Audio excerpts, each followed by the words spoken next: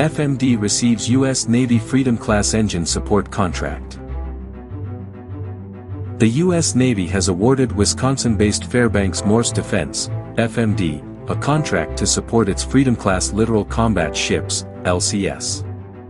The agreement will see FMD deliver technical and engineering services for the vessel's main propulsion diesel engines.